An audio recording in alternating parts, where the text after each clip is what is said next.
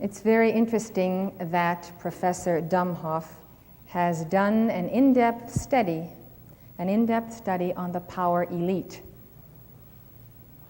His books are amazingly accurate, his definitions very clear, so we invited him to speak at Energy is God. So we sat down to have lunch with Professor Domhoff, and we found that morally and religiously he was non-aligned, that although he had in his hands the key to the watchers, the fallen ones, the tares among the wheat, such an analysis, such a labeling of his power elite had never even crossed his mind. Nevertheless, we go to his source because it is so good. Now, if you can take someone like that and all of the students whom he is teaching and introduce the theory behind the theory, then you have the connecting links. I have found it very interesting, and so has our research staff, to go here and there, talking to people in various positions politically, various levels of understanding and alignment, some very Christian, some very atheist, some humanists, whatever they may be along the whole spectrum. That positioning doesn't seem to conflict with the fact that they are freedom lovers. But somehow these great freedom lovers, these friends of freedom, do not connect. They all have their islands of enlightenment, the place through which they really see clearly. And then they don't go beyond it because basically they don't believe in a heavenly hierarchical order and its lineage and descent affecting the hierarchy of people upon earth. As you know, that was effectively removed from our understanding with the removal of the works of Origen of Alexandria, who completely understood, in a direct descent from those who knew Jesus, the heavenly hierarchies and the orders of sons and daughters of God and the orders of the fallen ones. So it seems that there are islands of light in the most unexpected places, and if you've ever played with water on a table, you know how you take your finger and you draw them together and you have one big puddle? Well, that's what we have to do. We have to draw these islands of light together, and the connection is the surefire light of the Holy Spirit, the love of your heart. And love is a most convincing potion. When you stand to deliver the word because you love, when you have nothing else propping you up, no other strength, but you love that person or those people so much that your strength absolutely will not fail you till you've delivered the whole message. And I know you can do it because I know God in you will do it when you love that much. And I really love these people. I love them no matter what they believe, because I realize that they are pocketed and socketed and segmented by the very forces that are promoting this entire conspiracy. It's called the power elite, the super rich, the ruling class, whatever you want to call it. It's the same stream of the tares among the wheat, the same fallen ones. Not all rich people are fallen ones. There are many sons and daughters of God upon the earth whose rightful inheritance has been abundance and the abundant life. Many of these people are the true aristocracy descending from the lineage of the 12 tribes of Israel, and they are the refined, cultured people who hold the real inner strands of the children of God and the light bearers together. Revolutions come, and there are mass bloodbaths and executions, and the real inner aristocracy of the planet that descends from the hierarchy of the sons and daughters of God and the angels who never fell, they are wiped out along with the fallen ones. And of course, that is the purpose of revolution. Revolution is staged in many cases, not the American Revolution, but the French, the Russian.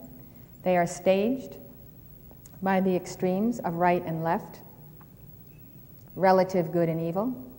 They are staged to get rid of the sons and daughters of God who have inherited whether the thrones or the lineal descent of authority and power that has its base in sovereignty or in the accumulation of wealth.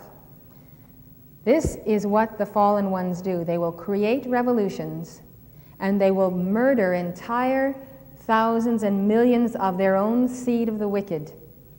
They consider their own kind expendable as long as when things right themselves again, they have more centralized power.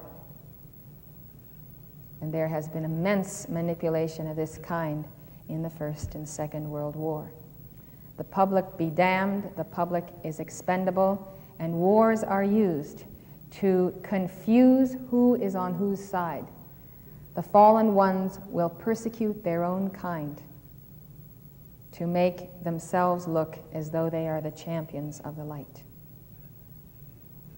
So the American ruling class is more than simply a collection of rich and powerful people. As Professor Dumhoff implies, it is a group of individuals who are politically and socially cohesive. Many of the members know each other personally. The backbone of the power elite nationally and internationally is a network of organizations known as Round Table organizations, formed initially by Cecil Rhodes, the first-class watcher, the imperialist par excellence.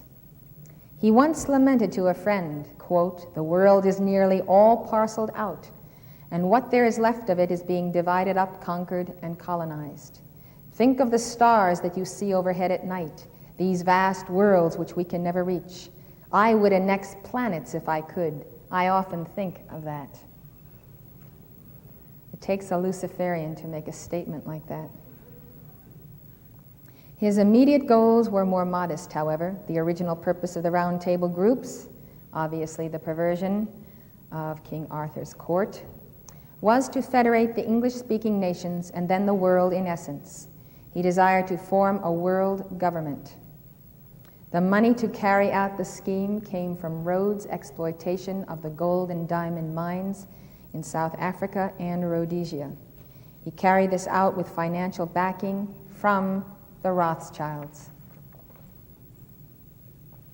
Despite their enormous influence domestically and globally, most Americans, in fact most citizens of the planet, have never heard of the Round Table organizations. In part, it is because they were organized as secret societies and carried out most of their activities covertly in a conspiratorial fashion. Professor Quigley tells us that the first Round Table organization was formally established on February 5, 1891, when Cecil Rhodes and William Stead organized a secret society of which Rhodes had been dreaming of for 16 years. Rhodes was the leader. His executive committee included Lord Rothschild. Others formed a circle of initiates, that was their name. A circle of initiates, and still others formed an outer circle known as the Association of Helpers, which were later organized as a Round Table organization. The Round Table was at the center of policy planning groups such as the Royal Institute of International Affairs in England, the Council on Foreign Relations in the United States. These two groups plan foreign policy for the respective nations far more than most people realize. The CFR, Council on Foreign Relations, works so closely with the State Department on many issues, it's often impossible to tell if a foreign policy initiative originates at the Department of State or at the Council on Foreign Relations. Among other things, the CFR helps plan foreign policy that is favorable to the far-flung international business enterprises which the leaders of the CFR have strewn across the globe. So the Round Tables are Cecil Rhodes' instruments for the securing of his financial empire through the governments of the states.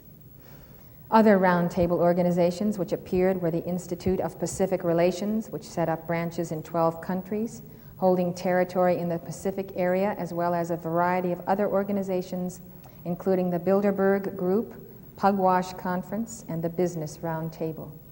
The major figures in the Round Table groups were the international bankers and industrialists, the monopolists, and their associates. The Council on Foreign Relations was formed in 1918, quote, by a few gentlemen. The expressed purpose of the organization was to afford a continuous conference on foreign affairs, bringing together at each meeting international thinkers so that in the course of the year, several hundred expert minds in finance, industry, education, statecraft, and science will have been brought to bear on international problems.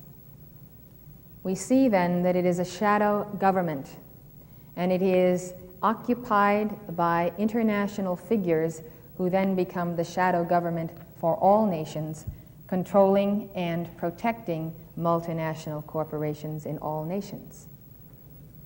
The major forces behind the Council on Foreign Relations were Morgan and Rockefeller. You know, Saint Germain has often commented on the fact that if you look at the whole era of history, even for the past 5,000 years, it is the same sons of God that have re-embodied East and West over and over again who have been the major and key figures that have affected the cultural revolutions and Renaissance sponsored by the Great White Brotherhood. You look at the embodiments of Saint Germain and El Morya alone, and they take in some of the greatest minds East and West. Well, the same thing is true of the false hierarchy. These watchers have returned again and again. They have a continuity of purpose, and they have set themselves as protagonists of the representatives of the Great White Brotherhood. They know each other. The fallen ones know the sons of light. The sons of light know the fallen ones. Often when I am in prayer and meditation and making intense calls for the nations and the judgment of those of the power elite in control, I'll run across figures and I will invoke Saint Germain for the stopping and the staying of that action, and he will identify an individual to me as someone that is opposed, as to quote him, almost every move he has sought to take for freedom in the last 2,000 years. And that same individual would be there each time a plan of freedom was about to be released. There would be that same one. Saint Germain has expressed gratitude again and again for the calls made not only by me but by you for the judgment of these individuals thwarting the plan of freedom economically and politically. And so it shouldn't be any surprise that Rockefeller and Morgan appear again. And it shouldn't be any surprise that they were there on Atlantis and in the coming again in the Middle East of the forces of light and darkness. So we would be astounded to know who these people were in previous history. They're always identifiable by their means and by their goals. So the Council on Foreign Relations currently has about 1,400 members, roughly half of which have served in the highest levels of our government. Almost invariably, the Secretaries of State, Defense, Treasury, and the National Security Council Advisor are members of the Council. The CFR, as it is called, does not confine its activities to foreign policy, but actively intervenes in every area of national and international affairs.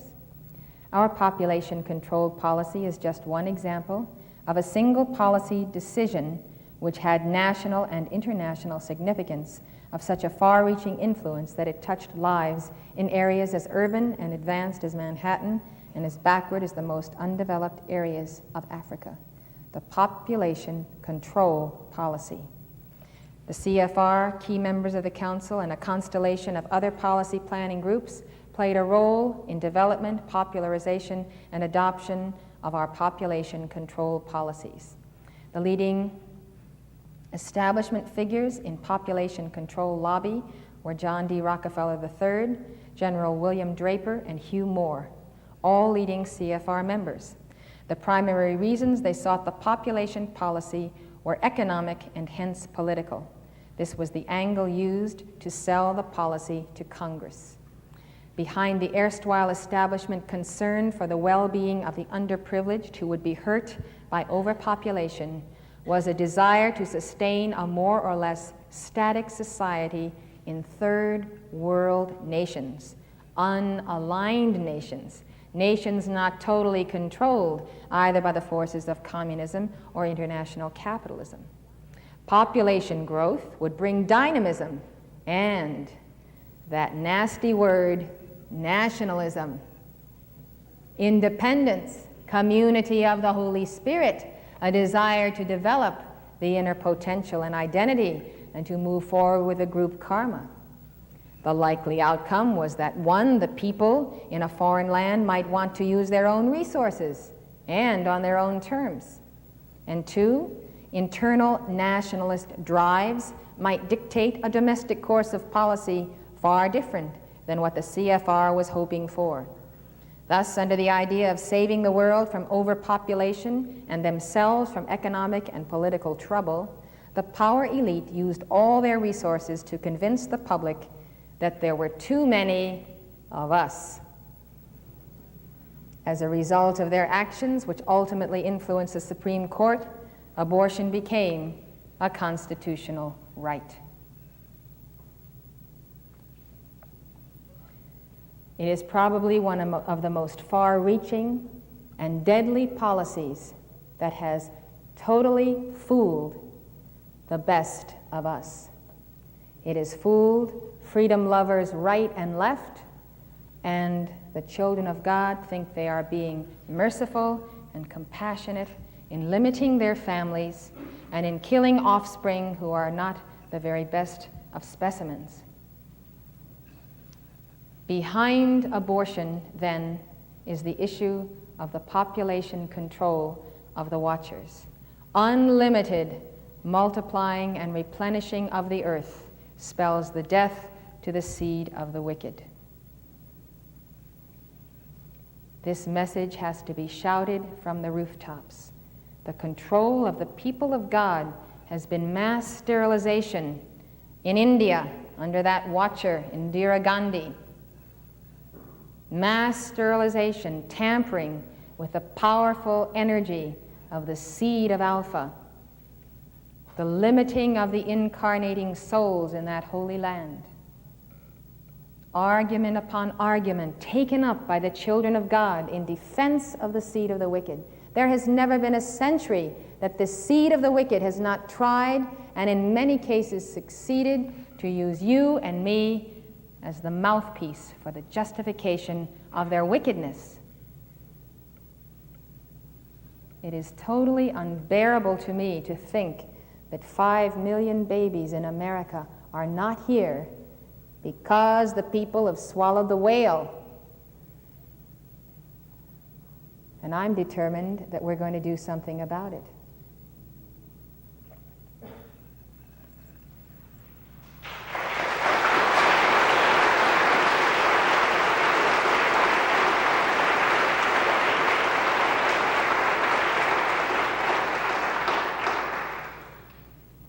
In general, roundtable or policy planning groups, as they were often called, afforded members of the power elite the opportunity to meet both on a national and international basis, coordinate their policies, and plan their strategies.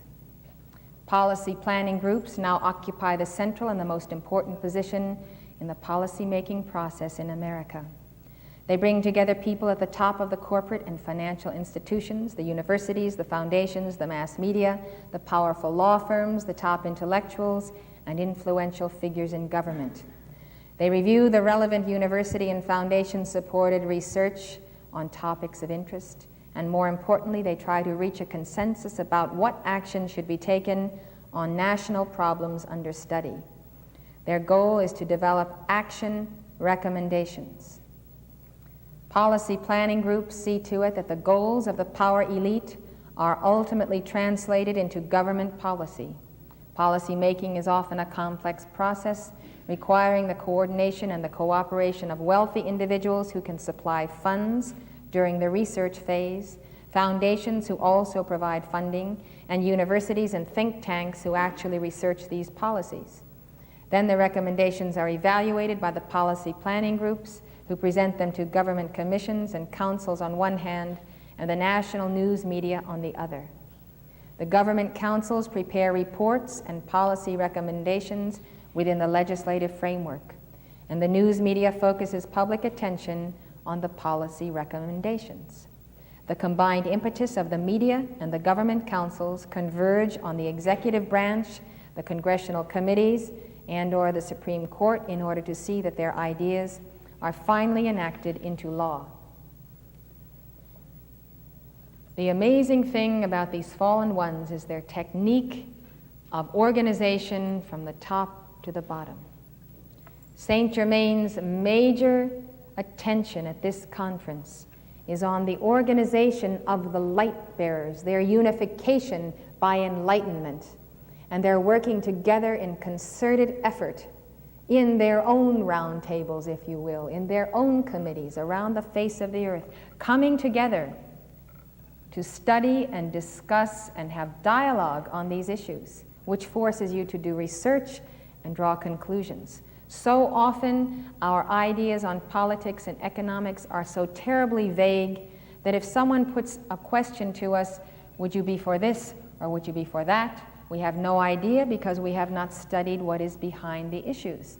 Because the children of God are trained to believe that it is not their role to know the answers because someone at the top of the echelons, that is their job. They are more qualified to run the government and to answer these complex questions than we are.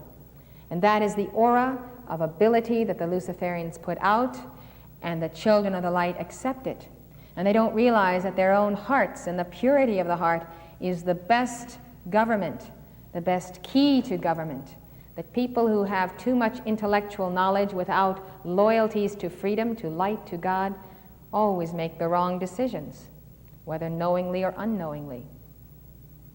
So Saint Germain wants to see an alignment, nation by nation, of the children of the light, who determine to be independent of both world communism and world capitalism. That was my mission in going to Ghana. I sat with its leaders and I told them that they were in the death grips to allow the Soviet Union its penetration of its society, as well as multinational corporations. And I said the only way to have a prosperous and independent Ghana is to get back on the gold standard. You know, Ghana is rich in gold. And to kick out these representatives of the Soviet bloc nations, and to not be so greedy as to constantly be accepting the interference of the international capitalists and all the products they offer a society, and actually accelerate that society beyond its development. Well, their leaders were frightened of the message, and now they're dead. The very ones I spoke to and warned of the manipulation and of what was coming and what would be done. I warned them to the letter. I told them they would not be alive to tell the tale.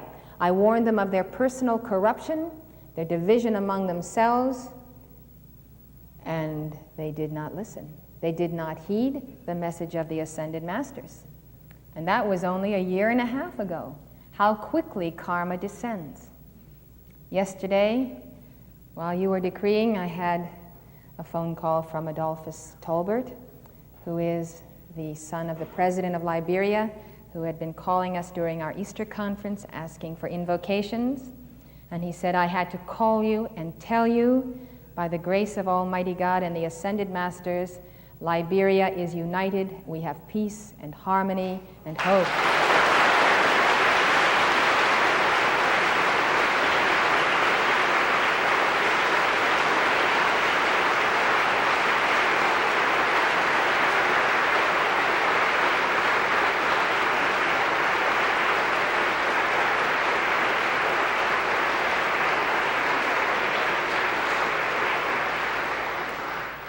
The most amazing thing that I really saw, as Saint Germain pointed out to me yesterday, was that I delivered the identical message to both nations. I gave the story of the Fatima prophecy and what was the portend for the world if it were not heeded. I exposed the capitalist communist conspiracy right out of the book of Revelation. In Ghana, most of the heads of government stayed home. A few dared to join me on the platform as I spoke the message. In Liberia, the president, the vice president, the leaders of every religious body, members of the Congress, and the cabinet all attended the lecture, all sat with me on the platform. They gave me their total support, were unashamed to do so, and not only that, hailed the message as the greatest message they'd ever heard. Not only were they receptive of it,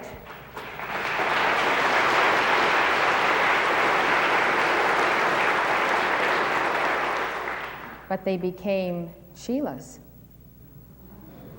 The individual Adolphus that I'm speaking of. Adolphus was a Sheila before I went there. He has changed his entire life. He's corrected every human habit that I exposed, which was not in keeping with the ascended masters. He confessed to me his sins in complete trust that I would take them to my heart and there lay them on the altar of the sacred fire. He determined to renounce any and all practices not in keeping with ascended master law, and he did so. He carried out his commitment to the brotherhood. With his own money, he paid for radio time on the air to give the masters of teachings throughout Liberia. He just finished conducting a 7-day rally on the Christian theme. He's also a Baptist minister, as his father is the head of the Baptist Church of Liberia. He did everything that an individual could do who heads a law firm and works daily in Congress in his own government of Liberia. Not only that, but wherever he goes on the face of the earth, and whoever comes to Liberia who is entertained hears all about Mother Clare and the Ascended Masters.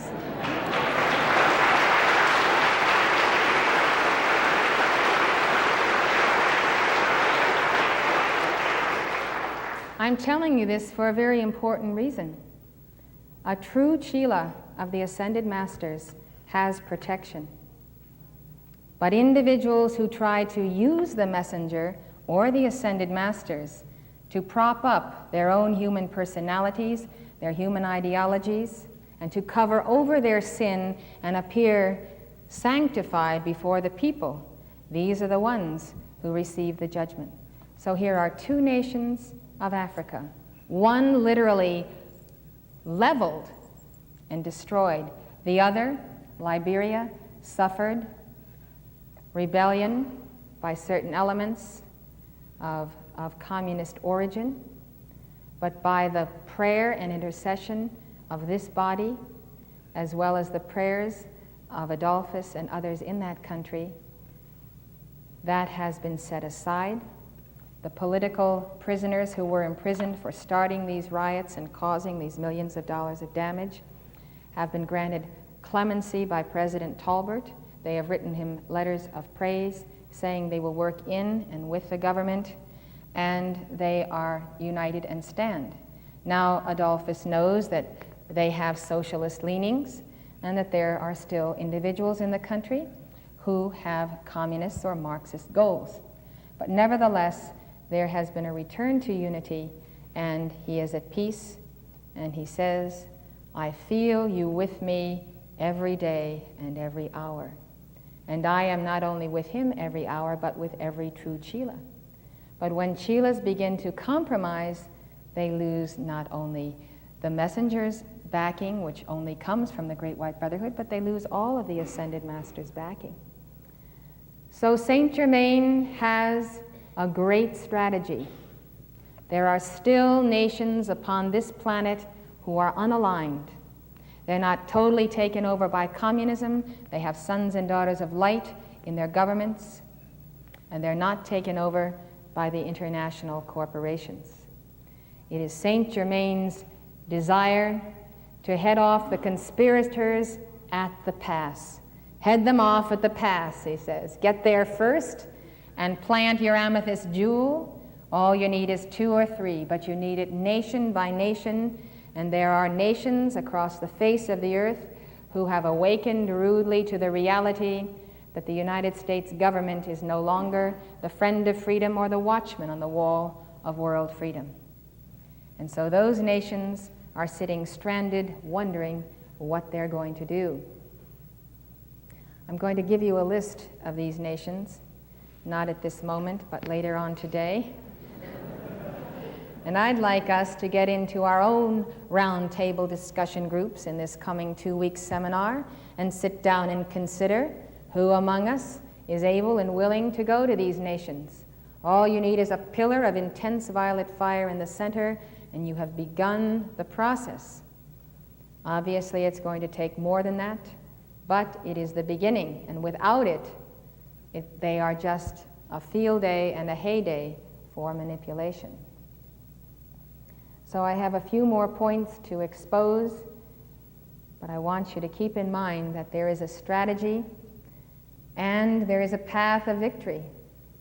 And I believe that putting together enlightenment and keepers of the flame ready for action, that there's a great deal that a small band of devotees can do. And we heard in the dictation, 5,000 key individuals in key positions have saved an entire planetary body.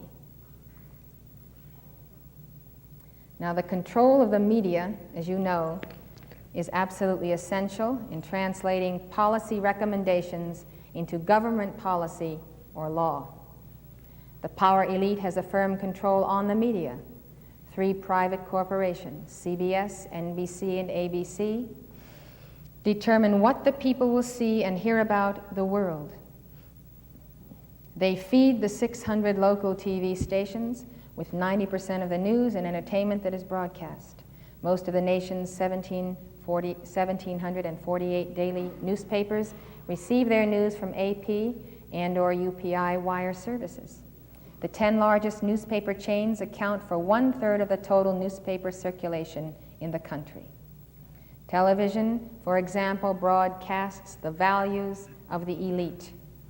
While claiming to present merely a mirror of society, newsmakers credit themselves with the success of the civil rights movement, ending the Vietnam War, exposing Watergate, and ousting 2 presidents from office.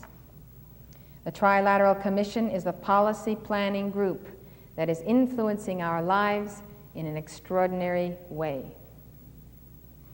There's something very interesting happening on the TV, and it's happening more and more. At least in California, there is a real rage of programs that go on by the hour of fundamentalist or charismatic Christian groups. And they seem to have something in common in that they're always asking for money, they're always very well dressed, and they always have singers and dancers that move with jazz or rock beats telling the story of Jesus. Well, you look at these programs, and the energy coming through them literally pains all 7 chakras. But worst of all, the image portrayed, which is a power elite image, is this is Christianity, this is what Christ is going to do for you, and this is the end all and be all. This is religion in America today. So the people who have a little more evolution behind them, who've been around a little bit longer, know better, know that isn't true religion, but are nauseated and turned off by this particular Luciferian message of Jesus Christ and what the true coming of the Christ is. So what the power elite does is they neutralize religious fervor by showing these kinds of programs, giving them free time. Now, you don't see free time to unorthodox movements. You don't see equal recognition. You see the unorthodox movements that have any power having to defend themselves with accusations of being a cult because they are new and because they are offbeat, ostensibly. But the reality is that those who manage life fear what they have labeled as the mark of every cult, the charismatic leader. It's the funniest thing. You know, Jesus began as the charismatic leader of a cult. And yet, if there is no leader of the churches or the synagogues or the Muslim nations, how do you have a focal point? How do you have a shepherd? So the decapitation of leadership, any effective leadership, on the basis that if someone is a leader, he can lead people down the primrose path of self-destruction, therefore there should be no leaders. It's the manipulation of philosophy for the ends of the fallen ones. And yet who are they? They are the cult leaders par excellence, leading in their economic and political cults nations to absolute ruin. So the fallen ones are against the leadership of the children of light and the sons and daughters of God. And they use the media to that purpose, and they use their own to that purpose. The using of Jonestown to down all religion and all New Age movements is a typical act of the fallen ones deciding that their own are expendable. Sacrifice 900 people? Very easy. Jim Jones, aligned at inner levels with the fallen ones, a professed Marxist who's determined to destroy the Bible and religion, who said so in his meetings, assembles around himself people who are willing to take that kind of rot and follow him to South America in rebellion against the United States. He himself is willing to sacrifice himself under the false hierarchies of the fallen ones and commit this mass murder just to cast this dark image across the face of all emergent groups. Now you say that's preposterous. Well, it isn't if you understand that the conspiracy functions from the astral plane.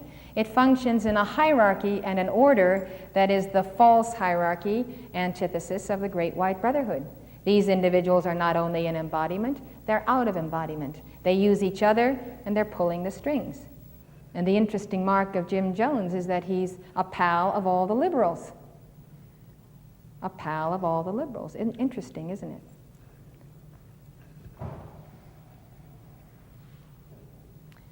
I think we should get on with the Trilateral Commission. The Trilateral Commission is a policy planning group that is influencing our lives in an extraordinary way.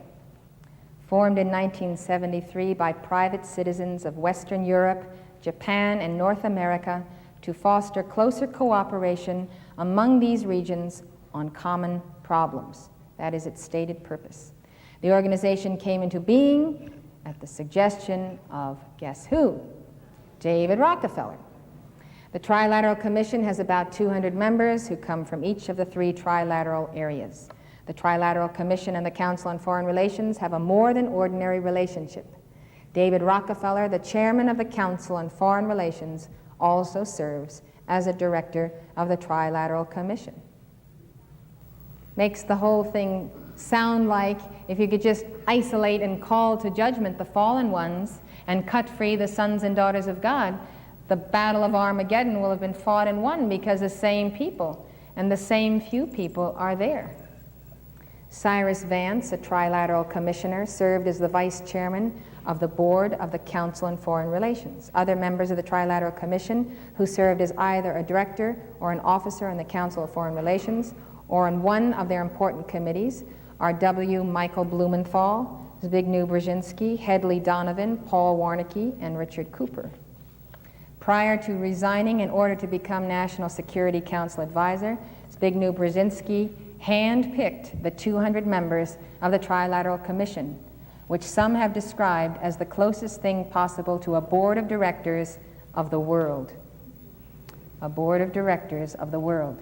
You can see that it's an imitation of the councils of the Royal Teton, of the Himalayas, of Darjeeling, of Kuan Yin, of Lake Titicaca.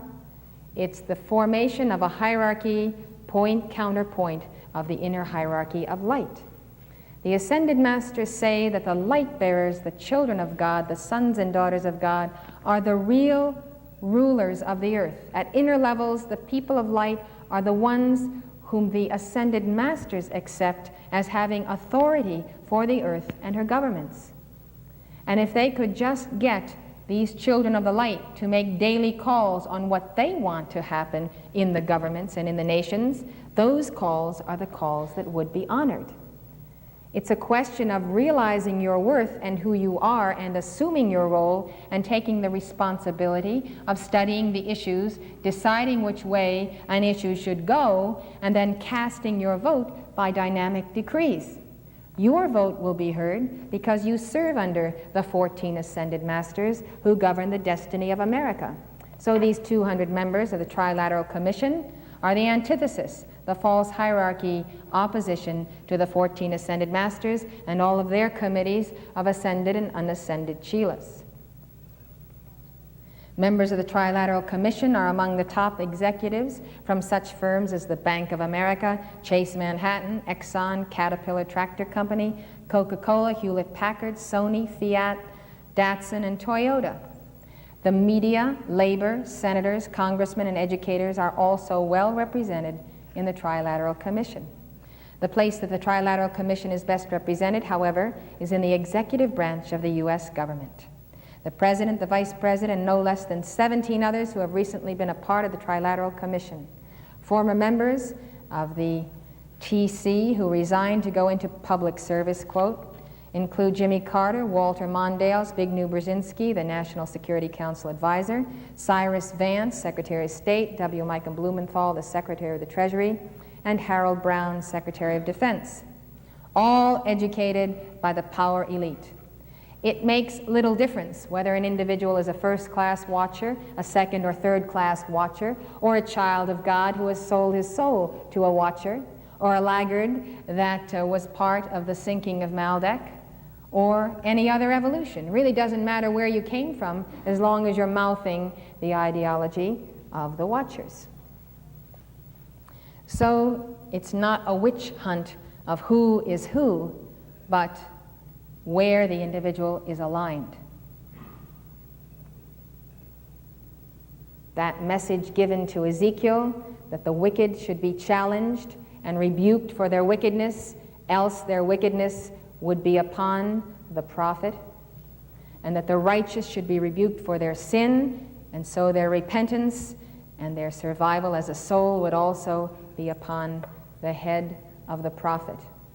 In other words, what God told Ezekiel, if you do not rebuke the wicked for the evil ways and expose them, then their sins are upon you.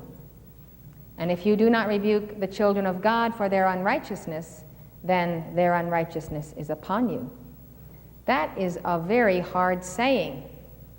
It means you can't be in a hole with the information you have.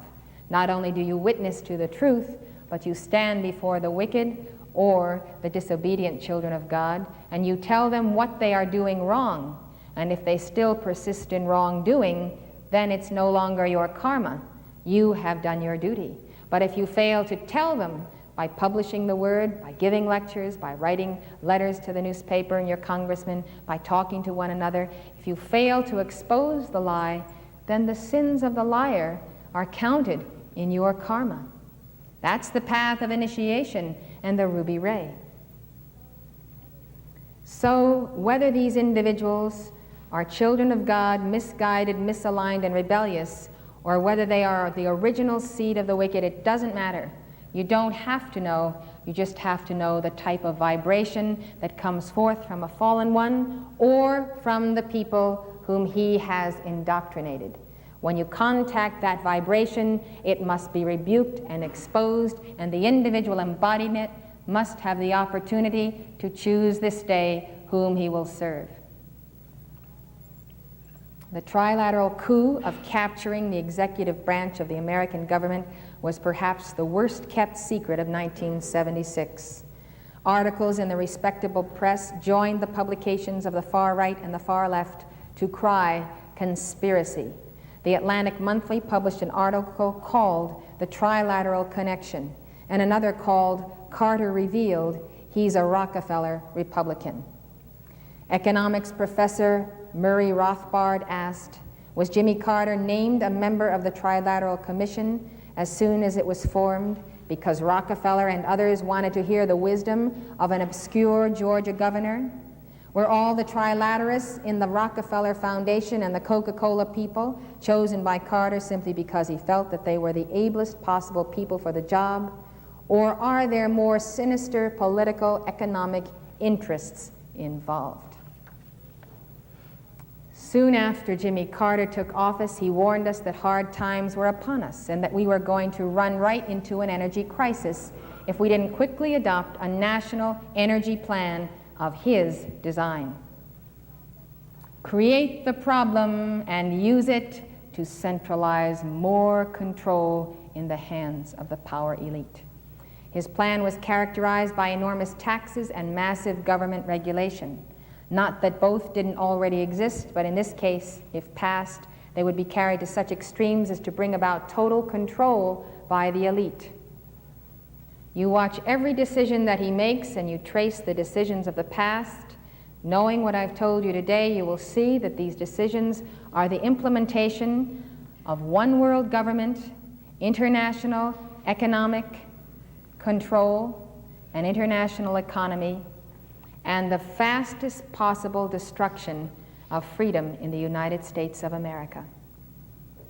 That's where it is. That is what he is doing. There's no question about it. And he's hurrying up so fast to be sure he gets it done while he's still in office. There are others ready to follow him to continue the process. So in the midst of his speech, it came at a moment when we were so short of energy and so dependent on foreign energy sources that the president likened our energy crisis to the moral equivalent of war. It happens that whenever there are real or contrived resource shortages, it forces a nation to seize greater control of the economy in order to cope with the shortages. This alone would be a frightening condition considering the nature of the administration in power. But what's worse, we are literally surrounded with domestic energy resources.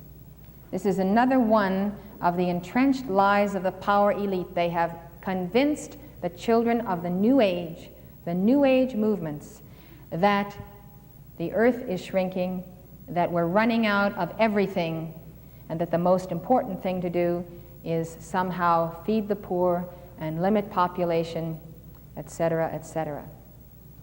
It's amazing that the children of the light encamped with false gurus actually believe that the earth is running out of its major resources. Well, what do we see happening in the newspapers right now?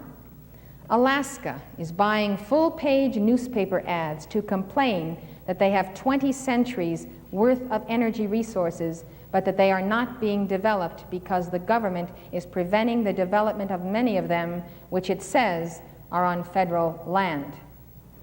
The headline reads, "Alaska wants America to declare a new Independence Day." This ad, paid for by the state legislation, says that in addition to lots of oil, the state has trillions of cubic feet of natural gas and enough coal for 20 centuries. Now, why do you think the government does that? The power elite, the Trilateralist Commission, have a policy of international economic interdependence. Interdependence is the theme of the New Age jargon of these individuals. Now, if we were suddenly to develop our resources in Alaska, it would make the United States of America economically, energy independent from all these manipulators in OPEC. Precisely what the power elite does not want: a strong, free, dynamic, independent America. That is why we're having this movement to have most of Alaska come under the protection of the federal government in the name of ecology.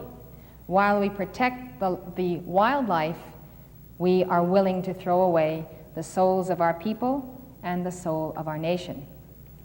And don't let me get started on the island off the coast of Alaska, actually owned by the United States, which the United States allows the Soviet Union to use as a concentration camp and as a base.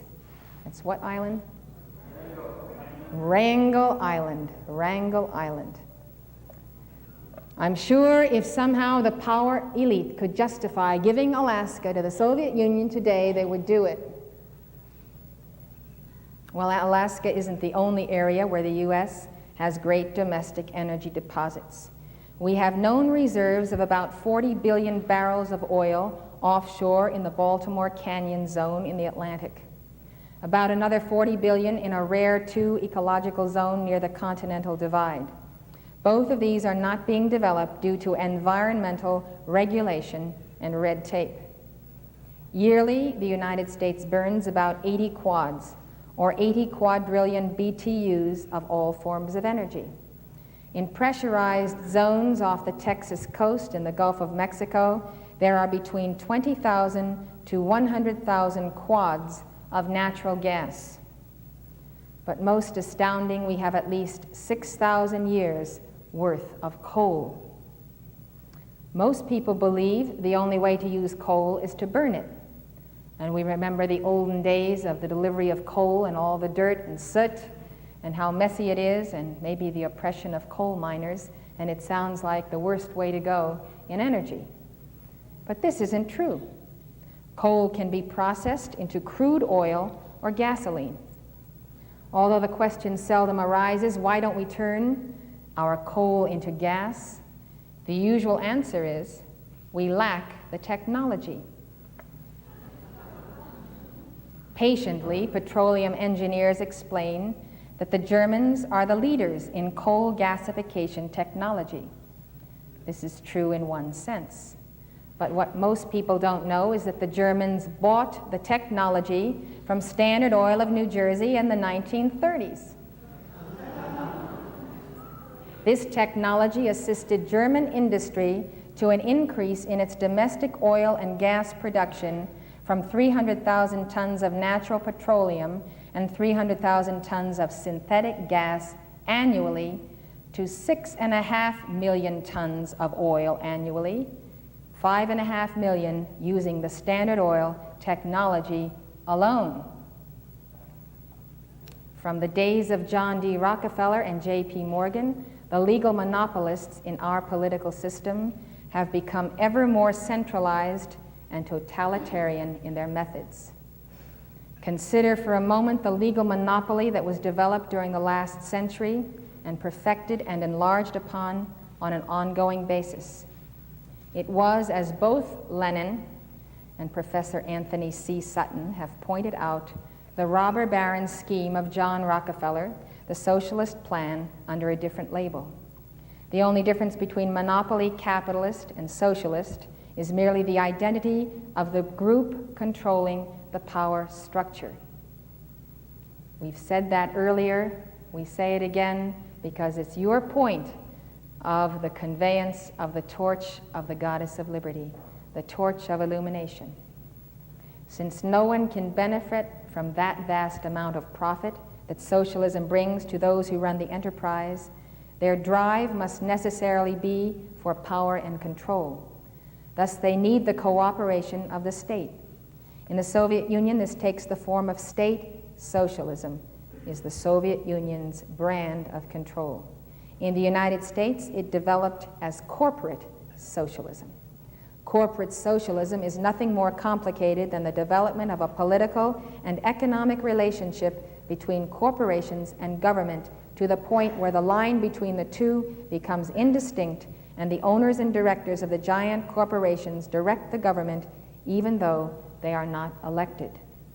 Through economic and political control, the monopolists can remain out of sight and yet control the policies of a nation. The success of Rockefeller's gambit depended then, as it does now, upon remaining out of sight by focusing public attention on irrelevant and superficial historical questions. Deception is the essence of the strategy. One of the key ploys was to focus public attention on the supposed historical incompatibility between capitalists and communists. Now, as we pointed out earlier, the line of attack the large business firms took was that of government regulation. As Professor Sutton pointed out, regulatory agencies are devices to use the police power of the state to shield favored industries from competition, to protect their inefficiencies, and to guarantee their profits.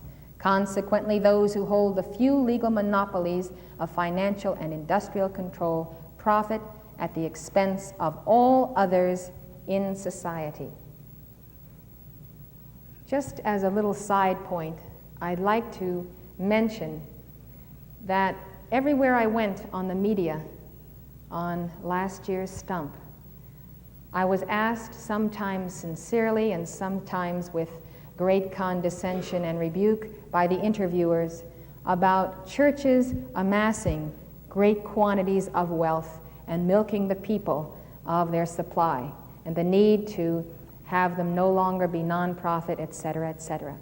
And you'd hear on talk shows the rage of the people about the dishonest ministers and pastors, etc.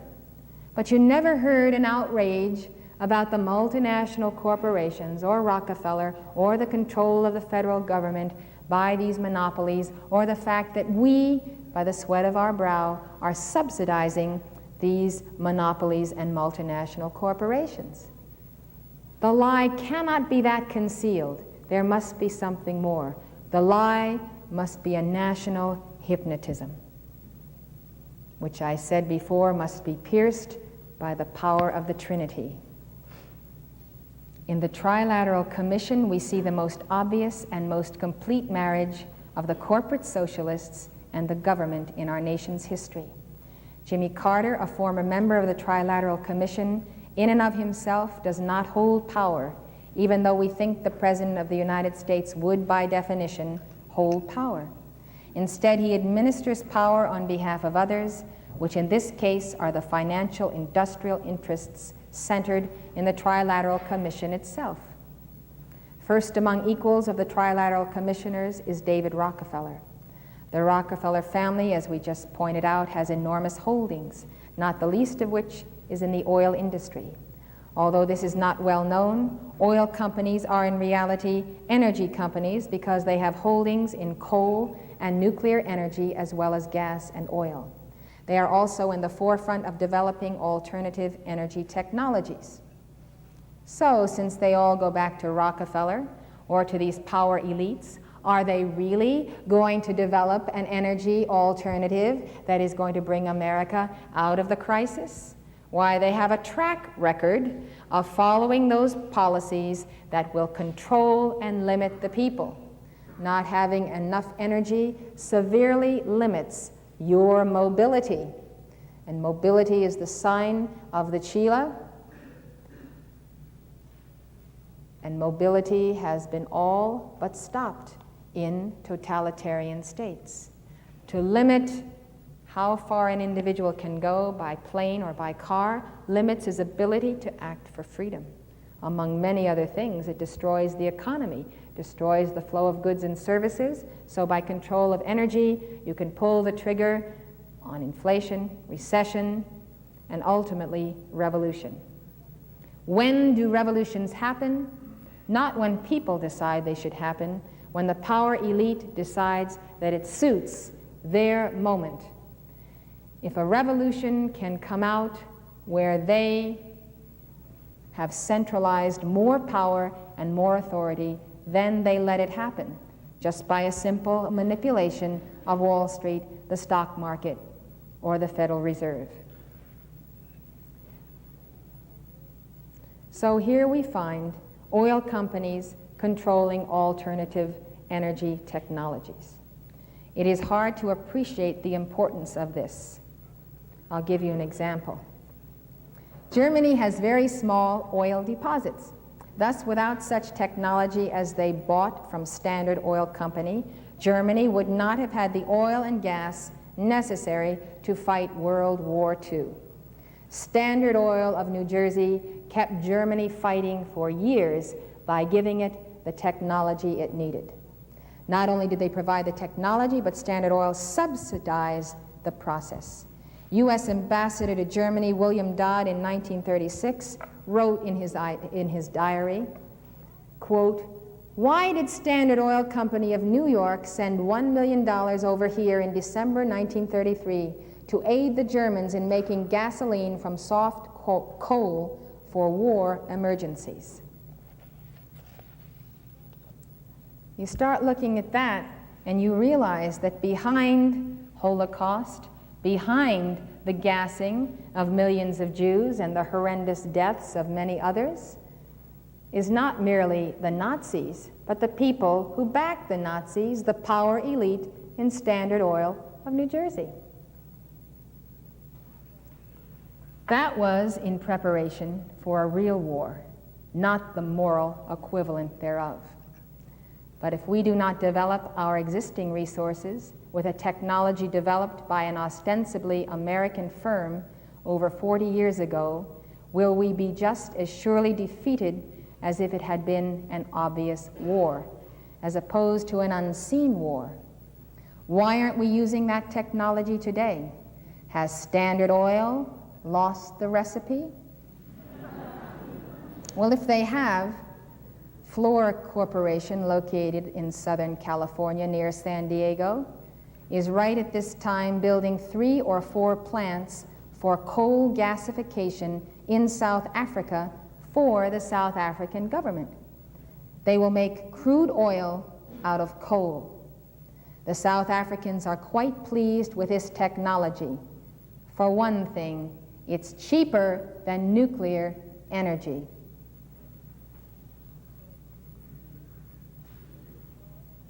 This is more than a little odd. In the United States, our energy companies can develop any of their resources. At present, the corporate investment in nuclear energy is about $100 billion. Some believe that we are sticking with nuclear energy to preserve our investment, despite the dangers. There's no doubt in my mind that those who defend the safety of nuclear power plants here in California, where we have fault upon fault and danger of earthquake all the time, there's no question in my mind that the fallen ones in the energy companies who have invested $100 billion in these power plants are going to keep on saying that they're safe until they've gotten all of their money out of those plants. And that may take many, many years. Then there's another group of people, ironically, many people in the right wing of America, who are certain that the attack on the nuclear power plants is all a conspiracy, and they are the ones who are saying they're safe, safe, safe, safe, safe, right in the face of 3 Mile Island. Well, I don't believe we should have nuclear power plants because I don't know who can guarantee this nation anywhere against cataclysm. Do you remember when they shut down a plant in New England because they said it couldn't stand an earthquake, and after they shut it down, lo and behold, New England had an earthquake? That happened just this year. We have enough coal in the United States and Alaska to transmute, if you will, to change into oil to solve all of our oil energy problems. We should do it today. We should write our dynamic decrees in this next 2-week period. We should meet. We should plan our strategies under the World Teacher for getting out that information. We need groups of people who are going to supplement the work of the messenger and do the research necessary so that there are no loopholes. It's possible that I have made a mistake in this research, or that committees have made mistakes in their research who have helped me. If we're going to publish, and if we're going to demonstrate, and if we're going to expose, we have to be responsible for every fact and figure and not be left vulnerable to criticism. If you come bearing the standard of the Ascended Masters and the Great White Brotherhood, you need a clean sword, and you need to be able to back your word and know the whole history from beginning to end. You have to become an expert on oil, on coal, on nuclear energy. Keepers of the Flame who are in these fields around America, I invite you to come to Camelot and form a department at Summit University on energy. We need it, and we need it now.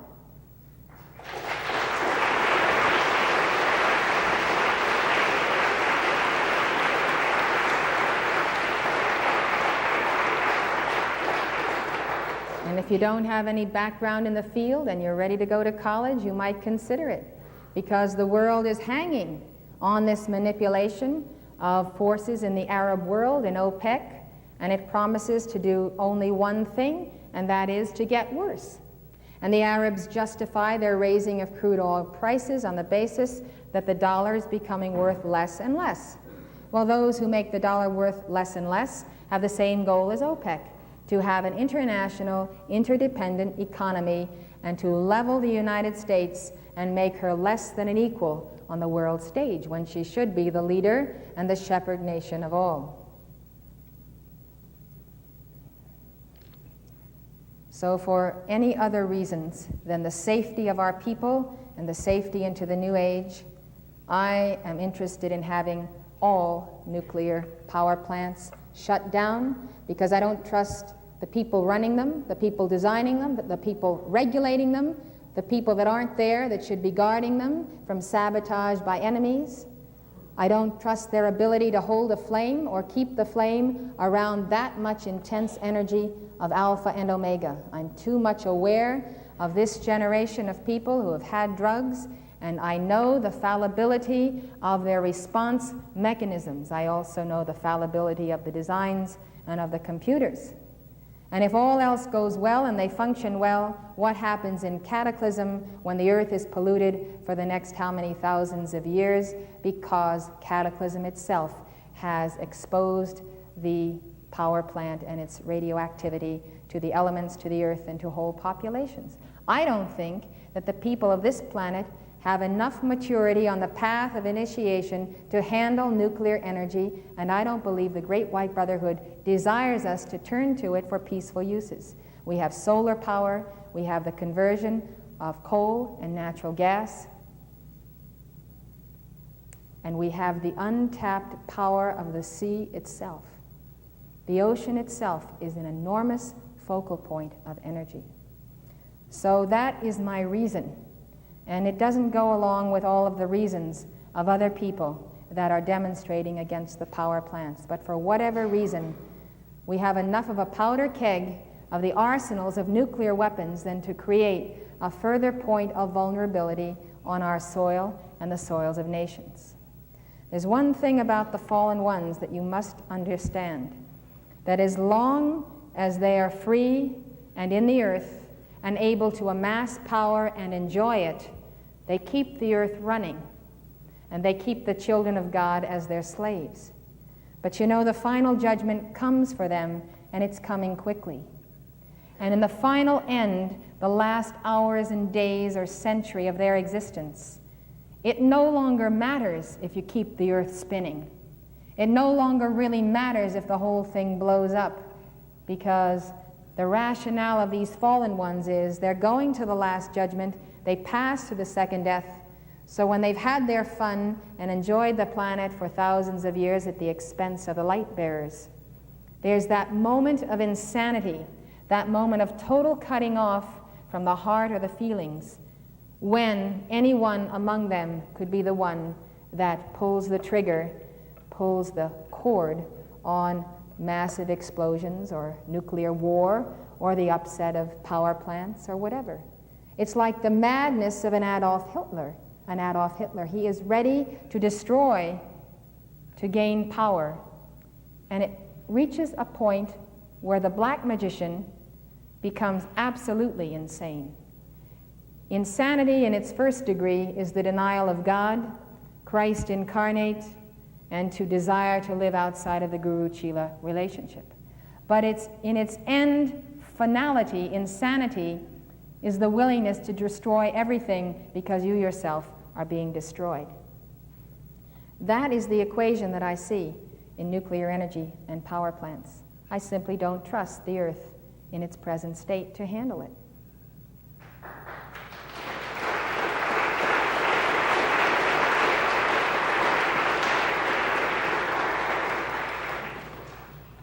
I champion your right to disagree with me. I want you to always remember that. I tell you what I believe and why I believe it, and if you believe something else and you have better reasons, I wish you'd tell me. Write and tell me so I have documentation in my files, because I'm always ready to learn from Chelas, from anyone. You know, Moria's motto is, if the messenger be an ant, heed him. And how do you know the ant is a messenger? By the word that he speaks, by the vibration. If the vibration is truth, accept it, no matter whose mouth it comes out of, because God works in mysterious and wondrous ways. So if a Chela corrects me on an opinion, I am most grateful. I am most grateful. Getting on with the trilateralists, they are internationalists. That means they have no loyalties to the group karma of the children of God that manifests as the nations of the earth. They are dedicated to building a world order and are not exclusively loyal to the United States or the American way of life. The American way of life is the way of the I am race. Nor are they loyal to any idea which would involve the average person in the decision-making process or acknowledge that he had any power or intelligence at all. Characteristic of that type of thinking is Zbigniew Brzezinski, our National Security Council advisor, who wrote that the American political system was based on assumptions that are increasingly becoming irrelevant, in that the representative system of government should be replaced by some sort of computing and planning society outside the legislative process that would separate the political system from society. Separate the political system from society. Well, political, the word politics comes in its root meaning the people, right in the early Greek states, the people being responsible for their self-government. Brzezinski foresaw a time in which social crises might arise that would make it necessary for us to have a technocratic dictatorship which would arise as power gravitated into the hands of those who are able to control and correlate information most rapidly, thereby enabling them to respond to the rapid pace of change. Among other things, Brzezinski would like to alter or replace the Constitution. In case you have not heard me say it, the Constitution is a divine document of the Holy Trinity, inspired by Saint Germain upon the Founding Fathers, and its implementation, the implementation of the Trinity, depends on the rising mother flame in the children of God in America. They supply the mother flame, it supplies the Trinity. In Brzezinski's book, Between Two Ages, he wrote, "The approaching 200th anniversary of the Declaration of Independence could justify the call for a national constitutional convention to re-examine the nation's formal institutional framework. Either 1976 or 1989, the 200th anniversary of the Constitution could serve as a suitable target date culminating a national dialogue on the relevance of existing arrangements. Realism, however, forces us to recognize that the necessary political innovation will not come from direct constitutional reform, desirable as that would be. The needed change is more likely to develop incrementally and less overtly, under the table, in other words, in keeping with the American tradition of lessening distinctions between public and private institutions." Did you all know what he just said? He said we shouldn't be so obvious about throwing out the Constitution. It should gradually evolve to change in keeping with this tradition, which he calls American, of the lessening of distinctions between public and private institutions. That's not an American tradition, it's the tradition of the fallen ones. The question, was the monopoly type of capitalist development inevitable? Both Lenin and Karl Marx said that it was.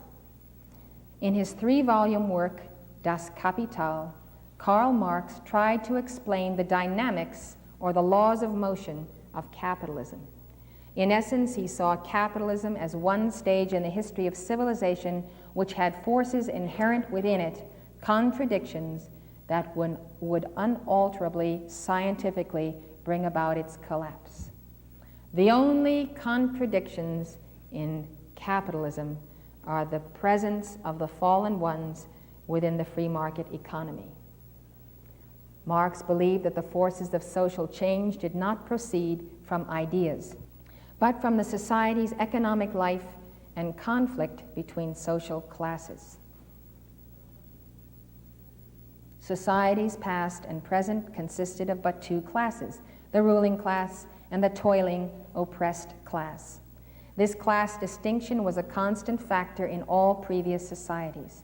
All the while that civilization marched forward from primitive communism to slave states, to feudalism, to capitalism, which it did because the mode of production changed, which in turn altered the cultural superstructure of society, class distinctions always remained. Yet to understand the dynamics of a capitalist society a la Marx, it is necessary to examine his theory of value and surplus value. As one of my favorite friends remarked recently, Marx was a ninny. You're going to hear how he's a ninny in these theories. Marx borrowed the labor theory of value from Adam Smith. In essence, it simply states that all value is produced by labor. This theory holds that the value of a commodity is equal to the work that went into it. If a suit of clothes takes twice as much labor to make as a purse, then suits will sell for twice the price of purses. The capitalist and the worker were, according to Marx, enemies by historical and economic necessity. The worker was a free agent who entered the market to dispose of the one commodity he commands, labor power. The capitalist was an entrepreneur trapped in an endless race against other entrepreneurs against whom he was compelled by the force of competition to accumulate enough capital to stay in business. If he didn't, his business would fail and his bankrupt operation would be purchased by another, but financially stronger capitalist. The law of survival was accumulate or be accumulated. Therein lies the rub. Under these circumstances, Marx wondered, how could a capitalist accumulate? Logically only from his profits. But could profits spring spontaneously from capital? No. The idea of something being created out of nothing was unacceptable to human reason, Marx wrote. It is inexplicable that more value should come out of production than went into it, for something cannot come out of nothing. Marx was sure, moreover, that no capitalist would dare raise his price above the competitive one. Under the circumstances, how could profit exist? This presented a contradiction. Profits might be explainable if there were monopolies in the system which could circumvent the leveling influence of competition, or if it was assumed that capitalists paid labor less than their worth. But Marx did not accept either of these propositions. Instead, he states that it will be pure capitalism, free trade, which will be the origin of his analysis and which, because of its contradictions, will proceed to its grave. The development of modern industry, he proclaimed in the Communist Manifesto, cuts from under its feet the very foundation on which the bourgeois produces and appropriates products. What the bourgeois produces above all are its own gravediggers. The laws of motion move the capitalist economy forward like this, Marx explains. The laborer will sell his product, his labor power, for what it is worth, much like the capitalist. From Marx's point of view, this turns out to be the exact amount of money required to keep that laborer alive, a subsistence wage. The laborer can ask no more. If a worker is not willing to work a full day, he doesn't get a job. However, like everyone else, he has no right and no power to ask for more than his worth as a commodity. In Marx's eyes, this system is perfectly equitable, with the one exception that all the workers are cheated because they are forced to work longer than it takes to earn their own sustenance. If we assume for a moment that it takes 6 hours of society's labor to maintain a working man and the price of labor is $1 an hour, then a working man is worth $6 a day and no more. But a laborer who gets a job works for more than 6 hours a day. He might work for 8 or 10 hours worth of value, yet will only be paid for 6. His wage will cover his sustenance, which is his true value and which is all that he's really entitled to. But the capitalist gets the money for the extra hours he has worked but hasn't been paid for, the surplus value or profit. This, according to Marx, is how profits enter the system, through the sweat of the brow of the laborer. Surplus value equals both profit and exploitation. The capitalist, forced to work for profits, is by definition an exploiter. This is the basis of the class struggle.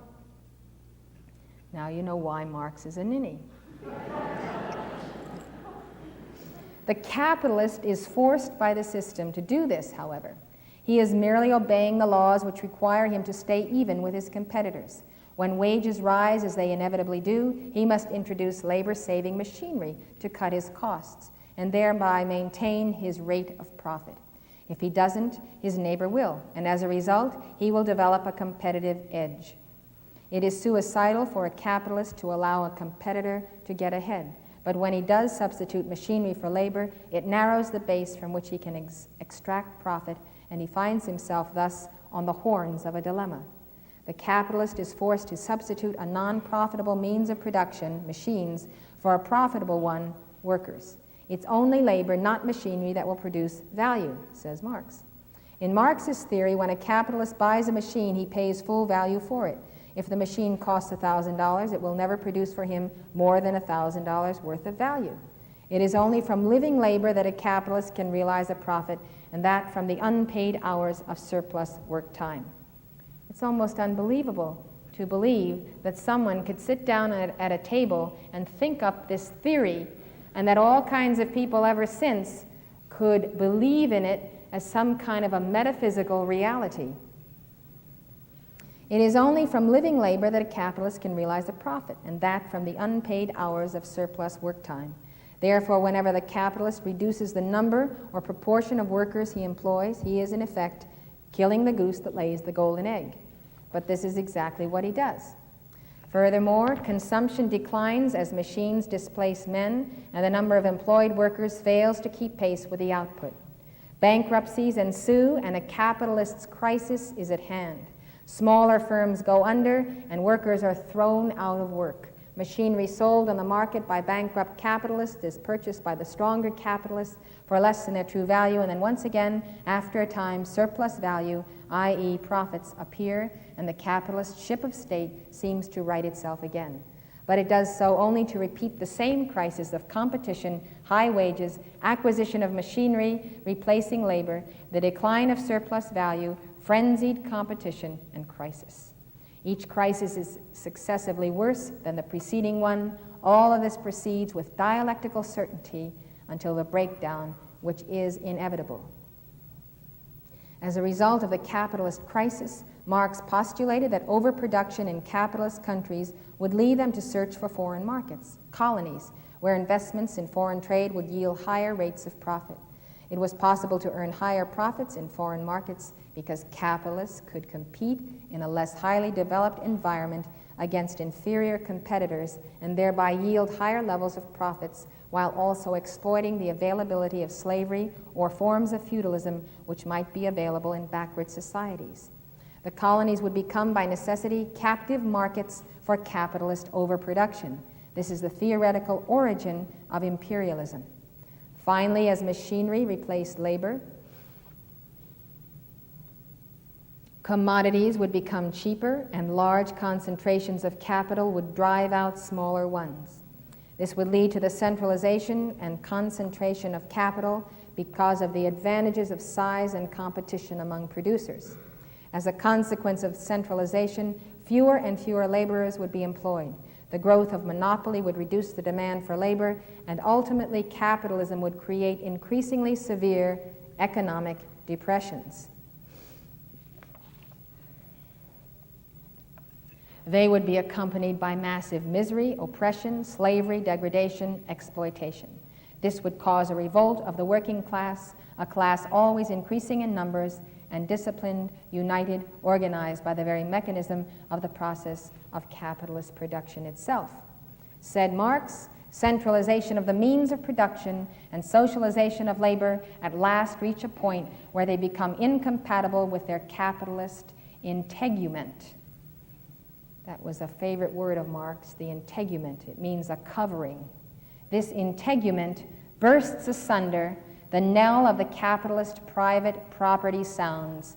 The expropriators are expropriated.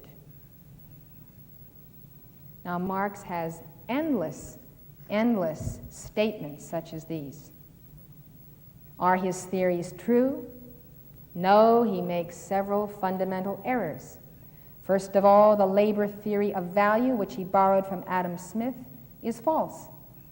Smith said that labor alone, therefore, never varying in its own value, is alone the ultimate and real standard by which the value of all commodities can at all times and places be estimated and compared.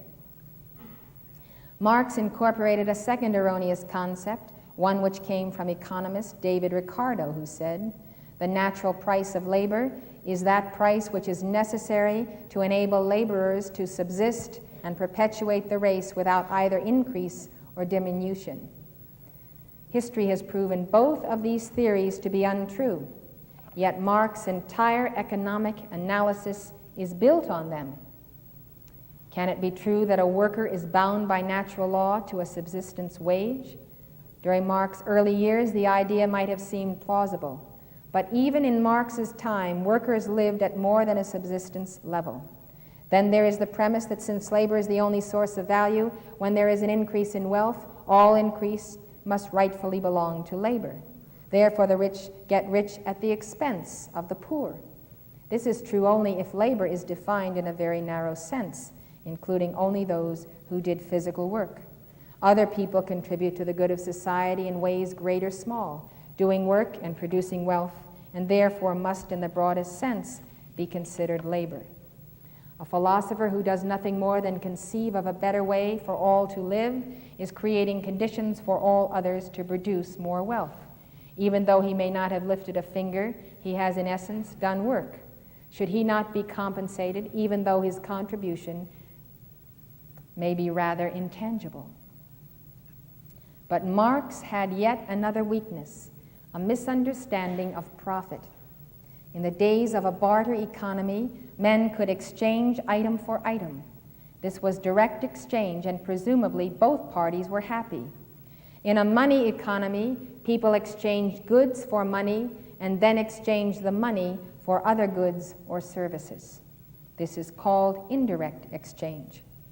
Marx's basic idea was that a fair exchange existed only when someone took a commodity to the market, exchanged it for another of equal value in money, and then exchanged this money for another equal value of another commodity he wanted. This is what he considered was a fair, indirect exchange. Capitalists did not do this. They made a profit which he thought was unfair. Some of the value which he believed had been produced by labor was being extracted by the capitalist. However, Marx does not take into consideration the subjective theory of value, which states simply that values exist in men's minds. Value is not objective, it is subjective. We value things based on our perception of their ability to satisfy some want or need that we have. Different men have different value scales. Furthermore, the same men have different value scales at different times. Consequently, the values of goods are constantly changing because their subjective worth to any individual or a group of individuals is continually changing. Look at the price of gasoline. When you can't get anywhere, you're willing to pay any price. When it's plentiful, you'll shop for the lowest price. Who would have ever thought we would have said gasoline is worth $1.10 a gallon to us?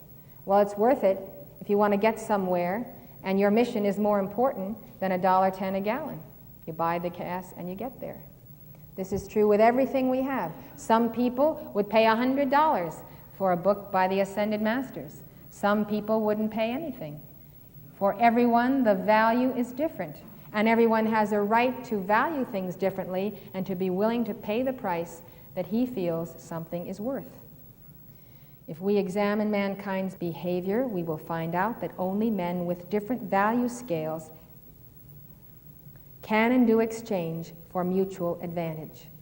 In other words, no one will enter into a transaction unless he believes that from his point of view, he is going to come out ahead. He will exchange something he has for something that is more valuable to him. In every market transaction, when one individual improves his situation, he is doing it with another party who is also improving his situation, barring force, fraud, or human error. In a free market, there is no use of force. If you have $25 and you want to buy a pair of shoes, you do so because shoes are worth more to you than $25. And the individual who is selling the shoes is likewise willing to make the trade because $25 is more value to him than the pair of shoes. All free market transactions are exchanges of two sets of assets in which each set of assets moves from those who place a lower value on it to those who place a higher value on it. All people can be enriched by each exchange. If we add but one more dimension, we can eliminate the last theoretical objection to profits, which is this: men have the ability to produce more and more wealth on a regular and ongoing basis. New wealth is the reservoir for profit. In a free market, as an individual produces wealth and contributes to the society, he gains greater and greater personal wealth because he is rewarded for his contribution. What Marx was arguing against is the right of the individual to take the threefold flame of his heart and use it in the sacred labor to multiply his abundance, to multiply his substance. Marx would have told Jesus he had no right to multiply the bread and the fishes. He had no right to realize a profit by the handiwork of his hands. This "be fruitful and multiply and replenish the earth" is not only the bringing forth of more children, it's the multiplication of God consciousness in more goods, more services, and better services. Marx was actually recommending a static economy, refusing that the individual who has designed or created or invented and who takes the responsibility of production, refusing to admit that that individual has a right to a profit. If he has increased the well-being of others by thinking up electricity or thinking up this or that, he has a right to a measure of profit. But the market, the free market economy, and the path of initiation was never geared to allow the accumulation of the great fortunes that arose in America and throughout the world. These were made by the violation of the free market, by the restriction of competition. It was the tying of the hands behind their backs of the creative sons and daughters of God in this and every nation. These were made by the violation of the market, by the restriction of competition, which made it possible for the few individuals to exploit the many. Nevertheless, Marx's understanding of capitalism was not an analysis of the principles of the free market, but was predicated on a profound misunderstanding of economics and on his observations of the monopolists. As political scientist Robert Wesson has pointed out, the predictions made or implied by Marx have nearly all been falsified by history. The middle class, whom Marx marked for extinction, increased with industrial maturity. Economic crises did not become progressively worse, nor did the expected revolution come in the industrial nations. Despite the obvious difficulties during the Industrial Revolution and the bad treatment of workers on the part of some of the factory owners as a class, the new capitalists, who at that time were a very small group, formed a far more productive and less parasitic upper class than many of the nobles and landlords. Frequently, the capitalists were hard-working, sometimes greedy, but often aesthetic and devoted entrepreneurs, often of humble origins. What's more, the new factory towns also gave employment to a surplus labor force which had been growing in the countryside, and to impoverished vagrants who were recruited to work in the looms and mills. Those were tumultuous times, a literal changeover from the old order to the new, the process of the Piscean age giving way to the age of Aquarius and all of its science and technology that comes through the hand of Saint Germain. The chaos, the hurried pace, the black smoke belching from factories which were often constructed with little regard for pleasure or health contributed to the general discomfort of the time. The growing population ate up much of the new wealth from productivity, and the new tedious and grinding system of labor made every socialist thinker, Marx included, think about the sweet life of the good old days. The central theme at the heart of Marxism is a protest against Western-style industrialization and his perception of its caustic effects: inequality, dehumanization, oppression, destruction of human values, and the degradation of people. But despite the hardships, history has shown that the woes of factory workers were a temporary phenomenon. especially in the developed nations where they have practically become a privileged class. Nevertheless, Marx detested the bourgeois order. He detested the children of God who would rise in their soul attainment, realize they could elect to become adopted sons by redemption, move into those positions of hierarchy, of sonship, of the authority of the Christ incarnate, and ultimately overthrow the conspirators of both communism and capitalism. His hatred of this bourgeoisie that he constantly refers to is his hatred of the children of God. He was inconsistent about everything else. His inconsistency became the wellspring of his strength, however. For what Marx was developing was not really an economic theory or an explanation of the movements of history, but rather an intellectual battering ram against the new Western industrial capitalist who was upsetting his world. It gave him the flexibility to state absurdities with great authority. For example, in Das Kapital, he proclaims, "A working day of a given length always creates the same amount of value no matter how much the productiveness of labor, and with it the mass of the product and the price of each single commodity produced may vary." He developed this idea to the point where his contention was that wages actually decrease as production increases and the worker becomes all the poorer the more wealth he produces. There are individuals who have a hatred for God and his offspring who are looking for an intellectual, metaphysical, even occult, political, economic theory that they can become erudite in. They are jamming the universities of the world.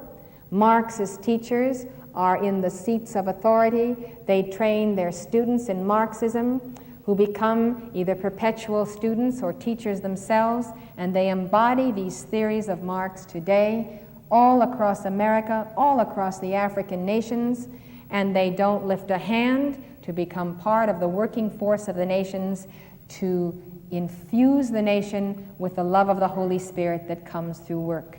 They are the theorists who are always ready to defend the disgruntled people who want something for nothing and want to live off the state. So, as contradictory and as foolish as these theories seem, they are held by intellectuals the world over today who believe in them with a religious zeal. If you don't believe that he said these things, go back to these books and wade through them. The reason that children of light don't confer and speak the jargon or the lingo of the Marxists is that it's such an intense experience to wade through this, and it's so obviously unreal that you cast the whole thing aside instead of learning enough of it to talk with the children of light who are imprisoned by the belief system.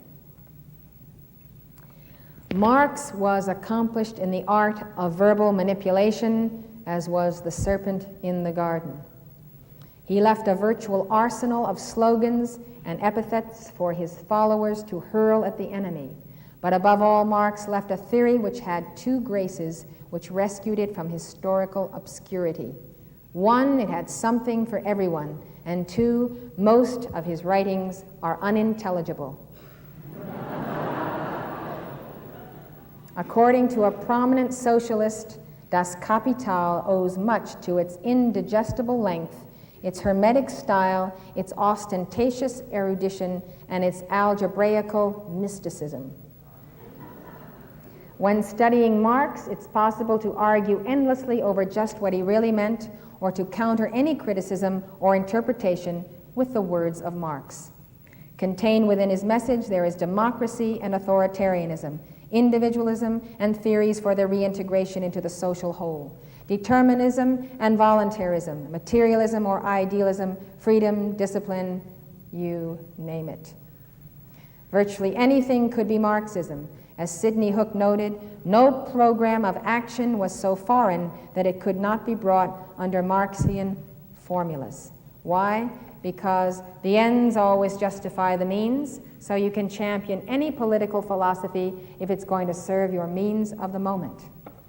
To Marx, the proletariat was merely an instrument with which to remake society, regardless of the effect it might have on real workers.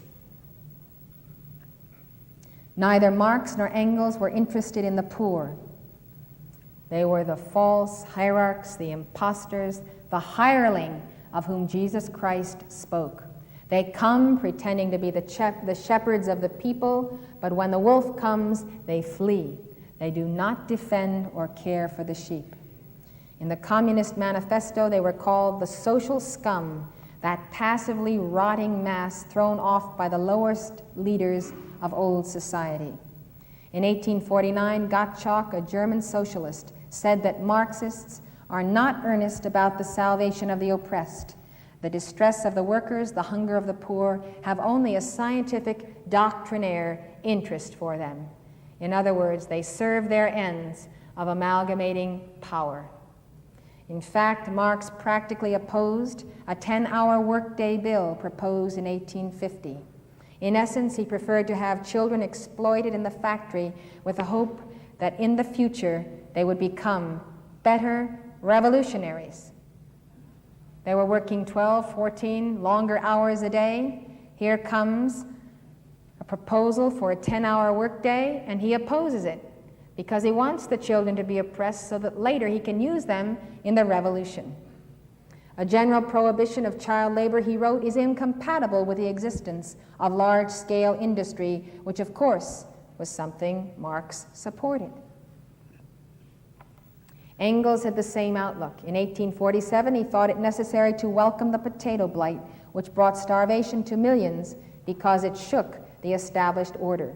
And Marx opposed the emancipation of serfs in Russia on the grounds that if they were emancipated, it would weaken the autocratic state which he favored. Now, if the serfs were emancipated, then he would have no reason for a revolution, a socialist revolution. If the monarchy of Russia was allowed to bring in its reforms, as it had begun to do, there would no longer be any cause for a socialist revolution. So the theory of Marx, Engels, was to increase the oppression of the masses and bring it to a fever pitch so that they would revolt. It almost seemed as if Marx was an anti-Marxist. Perhaps he was.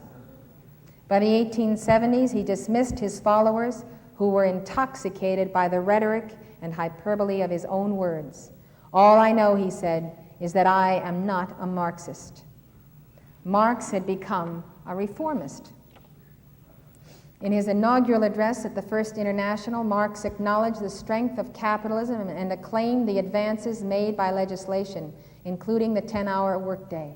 By the time he wrote the third volume of Das Kapital, he totally abandoned the prediction of falling rates of profit, and under the weight of the events of modern history, he considerably watered down the theory of surplus value from whence all exploitation proceeded.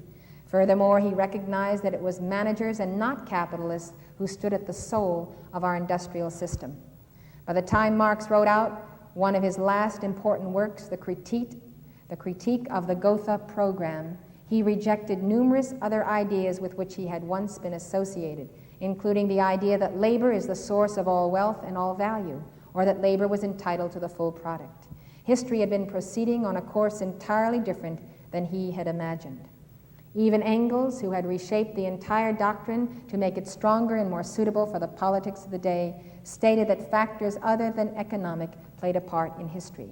Marx and I, he wrote, are ourselves partly to blame for the fact that younger writers sometimes lay more stress on the economy than is due to it. We had to emphasize this main principle in opposition to our adversaries who denied it. And we had always not the time, the place, or the opportunity to allow the other elements involved in the interaction to come to the right. By the end of his life, Marx was no longer anticipating a revolution in the industrialized West and vaguely hoped or expected that something like socialism would come about by a peaceful and democratic process. Marx placed his final hopes for a violent revolution in pre-capitalist Russia, where there had been what he believed was a promising upsurge of terrorism. This general disproof and abandonment of Marxism by Marxists leads to several compelling questions. How is it that Marx and Lenin were so prophetically accurate about the behavior of the monopolists? It would have been impossible to derive the information from their theories, which were faulty. Therefore, there was only one other method that could yield such a clear operational description of the monopolists: self-analysis. Marx and Lenin on the one hand and the capitalists on the other were both monopolists. They had three important traits in common. One, an insatiable thirst for power and control. Two, a similar philosophical base, atheism. Most of the monopoly capitalists were humanists, a man-centered, materialistic philosophy of the universe which denies the existence of God. Marx said in his Économie politique et philosophie that humanism is the denial of God and the total affirmation of man. Humanism is really nothing else but Marxism. In essence, the capitalists and the communists, as well as the fascists, are all the same breed of cat. The third point, first, the thirst for power, second, the atheism, third, the actions they take are identical. They create exactly the same kind of structures, totalitarian forms of government with centralized economic planning. They evolve a very elaborate mythology, a religion as it were, to explain why their system works and why other totalitarian systems do not, and are able to find sufficient means of gaining a certain element of credence for their own brand of political religion. Weaknesses found in other totalitarian systems are used as proof that their own brand of totalitarianism is best. Communists, monopoly capitalists, and fascists are all playing the same game. In order to clarify this seeming contradiction, which is due only to the multitude of labels, let's examine the case of monopolization in the United States. Today, observers from right to left have seen the vast concentration of economic and political forces in America. These combined financial empires, which can be identified with the Trilateral Commission, the Rockefeller Empire, the Morgan Empire, and so on, appear to have a different organizational structure depending on the observer's point of reference. Observers on the left have called America monopoly capitalists, imperialists, or fascists, while observers on the right have tended to call these big businessmen socialists. Both are right. The confusion in the matter about what form of system this is stems from a fact which most people overlook. Simply stated, monopoly capitalism, communism, socialism, and fascism, despite minor nuances which make them appear different, are in essence the same thing. If we were to try to delineate the differences between communism and fascism, we would say that fascism is a totalitarian way of organizing an advanced industrial society, and communism is a totalitarian way of organizing a relatively primitive industrial society. Both have the common features of centralized economy and the use of police power to enforce the methods of organization. Political control is authoritarian rather than voluntary. Participatory democracy and political representation disappear, and the government directs all phases of activity. A dictator or ruling oligarchy is established. Whether the power is vested in a Politburo, a Führer, or trilateralists, the symmetry or the ratio and relationship of the rulers to the society is the same. The direct rulers are surrounded by a ruling class. In America, it is called the power elite.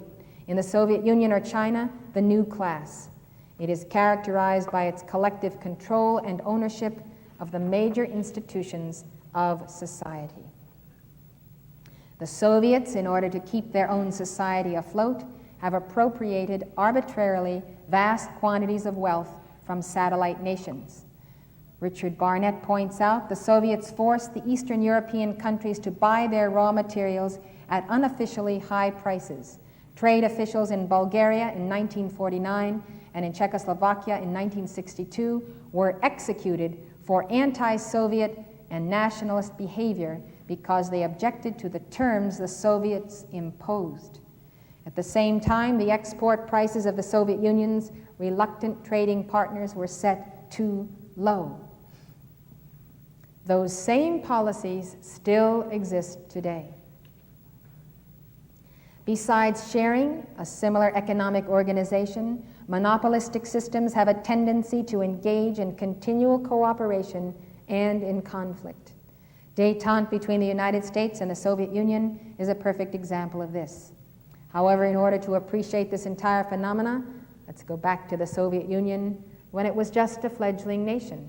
Whereas it is widely known that the Germans assisted Lenin to return to Russia, it is less well known that Woodrow Wilson made it possible for Leon Trotsky to enter Russia with an American passport, despite the efforts of the British police to halt him. The aid given by Western capitalists, i.e. monopolists, particularly Americans, is astounding. William Boyce Thompson, a banker and a director of the Federal Reserve Bank in New York City, gave the Bolsheviks $1 million of his own money during the Russian Revolution to assist them to carry out their plans. At the same time, in conjunction with Trotsky's People's Commissariat for Foreign Affairs, he set up a propaganda network in Russia to aid the Bolsheviks.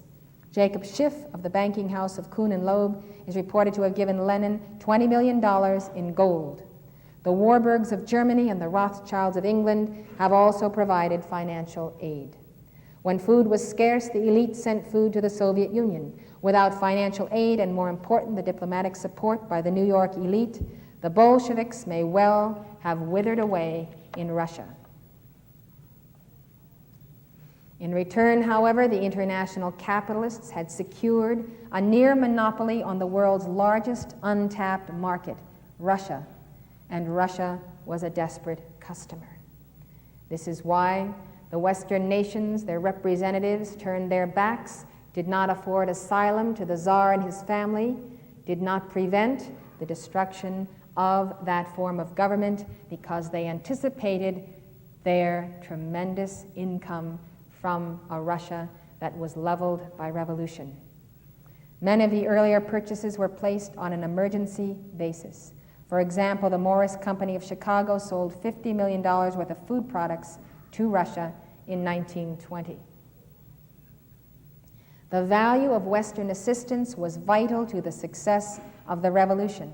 Said Lenin, without the assistance of capital, it will be impossible for us to retain proletarian power. And Trotsky was quoted as saying, what we need here is an organizer like Bernard M. Baruch, a corporate socialist of the highest degree. That's my comment. Lest the hand-in-glove relationship between the big businessmen on Wall Street and the Bolsheviks be overlooked, Max May, vice president of Guarantee Trust Company, became a director of Ruscombank, the Soviets' first bank, even though it was illegal to do so. Like Lenin before him, Stalin recognized the value of American help in building the revolution. He said that 2/3 of all large Soviet enterprises were built with United States help. Professor Anthony Sutton has noted that 90 to 95% of all Soviet technology came from the United States and its allies. Despite the weaknesses of the Soviet economy, which in plain terms does not constitute a viable system, the Soviets have been able to build an incredibly powerful military-industrial complex and the most powerful armed forces in the world. Commenting on this, Anthony Sutton said, "We have built ourselves an enemy. Without American assistance, this could never have happened." The net effect of this aid is that 100,000 Americans killed in Korea and Vietnam were killed with armaments transported on propulsion systems we ourselves supplied. 71 out of 95 ships used by the Soviets to supply North Vietnam had engines built outside of Russia in the West. Furthermore, trucks used by the communists during the war were built in huge factories located in the Soviet Union, which were constructed by U.S. truck and auto firms such as Ford and International Harvester. It's no wonder that the children of the light rebelled against the war in Vietnam. They knew it was a manipulated war, a war for one purpose, to gain greater control and centralization of power, and to destroy the youth, the children of God, to milk them of their light in a bloodbath. That bloodbath, as you know, has continued in Vietnam and Cambodia, and the complete upheaval of their societies, and now the problem of refugees, thousands upon thousands of refugees fleeing the hand of world communism backed by world capitalism. Things are still the same today. When grain gets short, the United States sells the Soviet Union huge shipments under extremely favorable terms, paid for by Americans as their prices are raised to make up the difference. If the Soviets are short on technology, we always supply them. Some of the more shocking sales were the 35 Centelin B machines sold to the Soviets by the Bryant Chucking Grinder Company. The machines produced miniature ball bearings which made possible the Soviet MIRVing of their missiles. Despite the objections of Congress, which called the sale a life and death matter, the sale was approved by the watcher Robert McNamara. Another recent case involved a strategic computer capable of 40 million operations per second, enough to neutralize our entire strategic bomber force. Control Data Corporation wanted to sell the Soviets the Cyber 76 system, one of the most advanced in the world. But President Carter vetoed the deal after the American public got wind of the sale and strongly protested. Among the protesters were students of Montessori International who wrote directly to the firm who manufactured the system as well as to their congressman.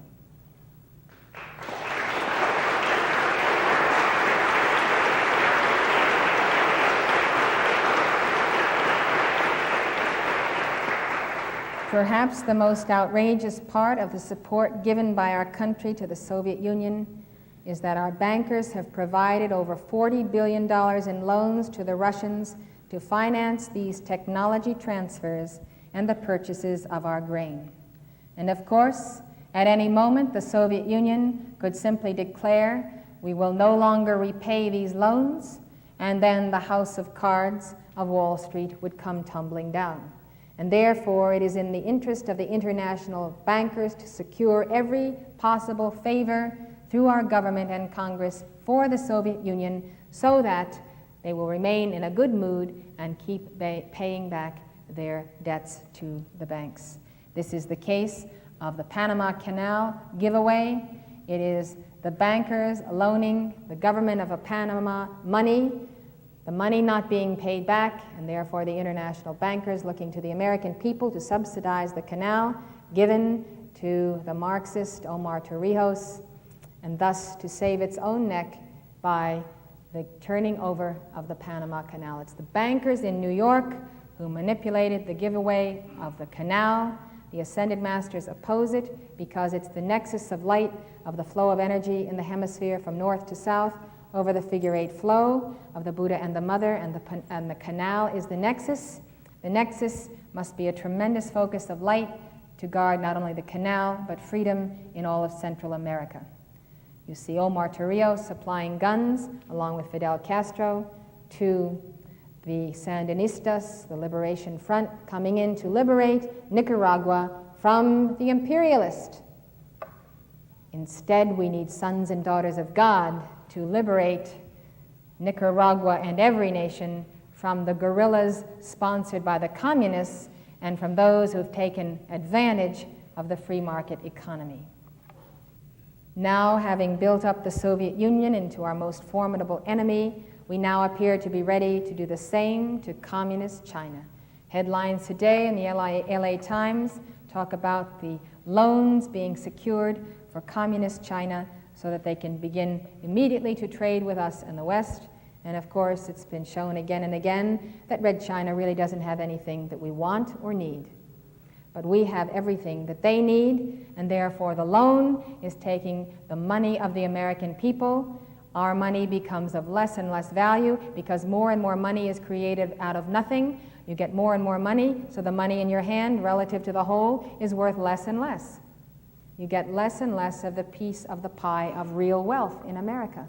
And this happens so that the American people, the light bearers, can subsidize the watchers in communist China. Furthermore, the Wall Street financiers financed the corporate structure that supported the Third Reich in Nazi Germany.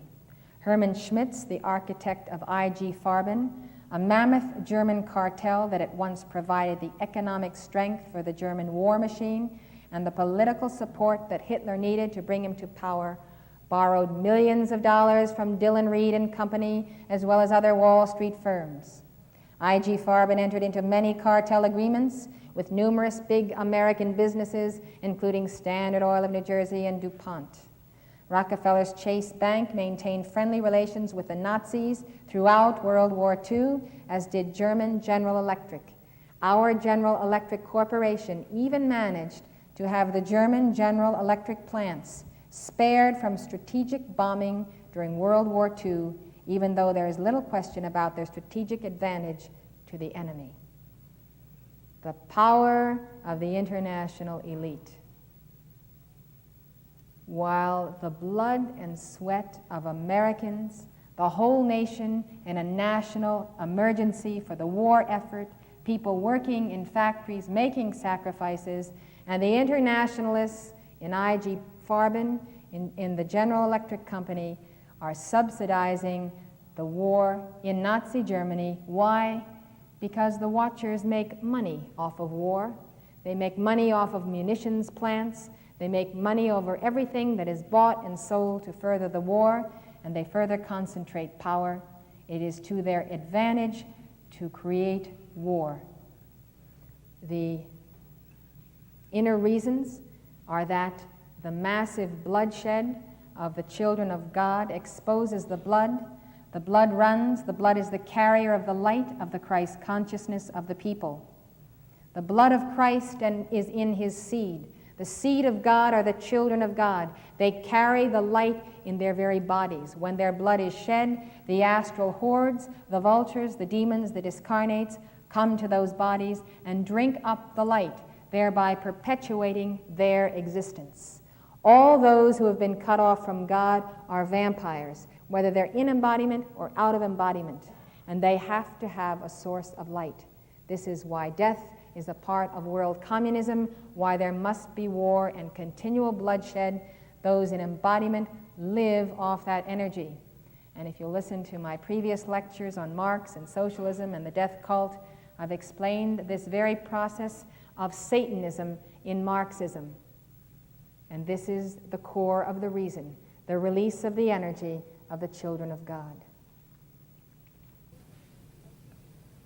Today, one of the most blatant examples of cooperation and competition between the elites of the competing totalitarian systems is the case of Gulf Oil in Angola. As you all remember, there was recently a so-called civil war in Angola, where the communists seized control of the government with the help of friendly Cuban soldiers. Typically, during a communist takeover of this kind, there are various byplays that go on between the opposing leaders of the major power bloc, the US and the Soviet Union, that are seldom seen but are of great importance. The communists brand the actions of the capitalists as imperialist. Their allegations are often quite true.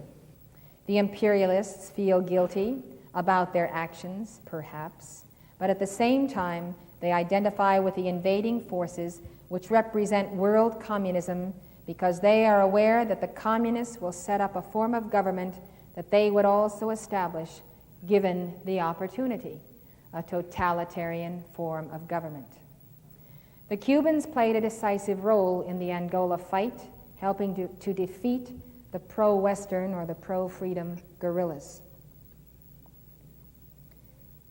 The leaders, the key leader in Angola, is a son of light, I am told, by Adolphus in Liberia. He is in constant touch with him, and this leader, who is still leading those forces, has called again and again for me and for you to support the movement of freedom in Angola with our prayers. You will remember that it was about July Freedom Class 1976 that Angola came to a head And you remember the outrage of beloved Arcturus and the ascended masters, that Angola represented the first of many subsequent instances where the United States government has not lifted a hand to help the pro-freedom forces from guerrilla activities and terrorist activities, communist-inspired in their nations. How many of us knew at that time that the South Africans were about to enter on the side of freedom, when Henry Kissinger convinced them not to intercede? When he did, the South African lead column was only 50 miles from Luanda, the capital of Angola, over which in the etheric plane is located the retreat of Arcturus and Victoria, one of the last retreats of freedom in the entire earth, for which the landed area was still free. Zadkiel's retreat over Cuba is over communist territory. The great divine directors were Kazi Mansion in Transylvania, Romania, Eastern Europe. Kuan Yin, communist China. So here you have Arcturus and Victoria over free earth. Here comes freedom fighters from South Africa, and Henry Kissinger convinces them not to intercede. Today, the role that Gulf Oil Company plays in Angola is of great importance. The government of Angola is dependent upon the tax revenues it receives from Gulf Oil to maintain even a semblance of solvency. When pro-Western guerrillas threatened to sabotage the plant in hopes of destabilizing the existing left-wing government and establishing a democratic government, the plant, Gulf Oil plant, was protected by Cuban troops who were assisted by the KGB, and the marriage of the multinational corporation and the international communist is complete. Now, that was in the newspaper, and when you are armed with this understanding, you see right through it, and you can pick up much more of the strategies of the fallen ones from day to day by understanding what is really happening. Many people in the New Left are either skeptical or openly critical of the course that socialism has taken in the Soviet Union, likewise in China and even in Cuba. They long for a political system in which they can realize the goals of community, control over their own lives, and political equality. They reject capitalism out of hand because they believe that the free market will inevitably lead to monopolism, because of the indoctrination of Marx, because of the belief of the inevitability of human deception. But children of God and children of light can unite to uphold antitrust, anti-monopoly legislation. This is not so far from realization. Spread the word of this exposure.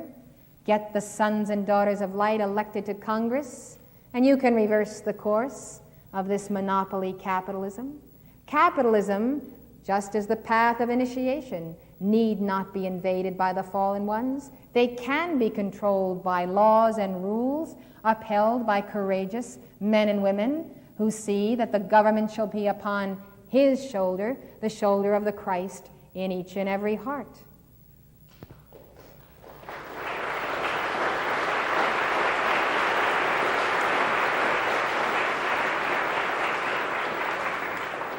The children of the light, functioning in the left wing today, have never seen a free market function, and all the propaganda is on the side of totalitarian control.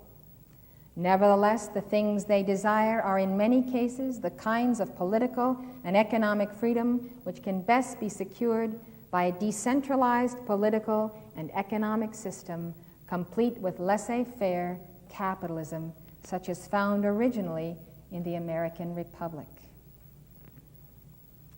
Inasmuch as this is Independence Day and we commemorate our freedom from the tyranny personified in King George, let us pledge to be independent from all forms of government which monopolize our free will, our freedom to move, our freedom to draw forth the abundant life of God. In essence, let us claim our freedom from the manipulators in both capitalism and communism. Thank you.